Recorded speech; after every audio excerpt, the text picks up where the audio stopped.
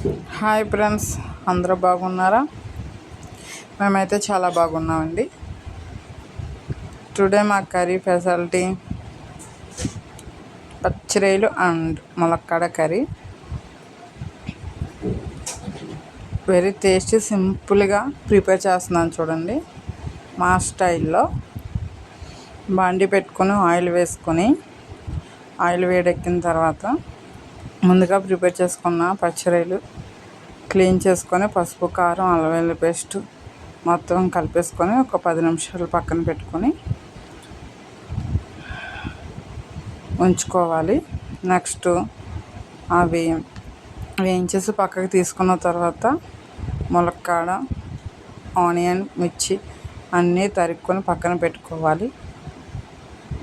రొయ్యలు వేపేసి తీసేసిన తర్వాత ఉన్న ఆయిల్ వేసుకొని కొంచెం కరివేపాకు అండ్ పచ్చిమిర్చి వేసుకొని అవి కొంచెం దూరగా వేగిన తర్వాత ఆనియన్స్ వేసుకోవాలి.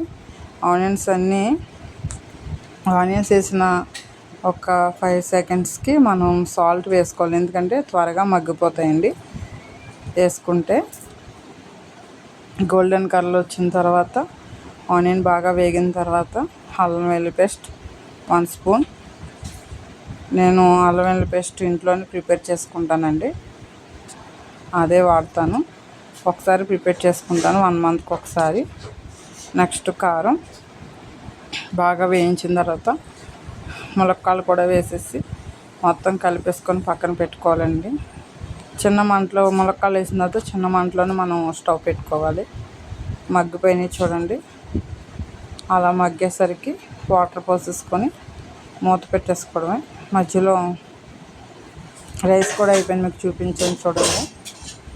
అంటే పచ్చిరొయ్యలు వేసేసుకొని దగ్గర పడిందో దించేసుకోవడమే. చూడండి, దించేసాను, నేను తింటున్నాను. మీకు నచ్చితే కనుక మా ఛానల్ సబ్స్క్రైబ్ చేసుకోండి ఫ్రెండ్స్. ప్లీజ్ సబ్స్క్రైబ్ చేయండి ఫ్రెండ్స్.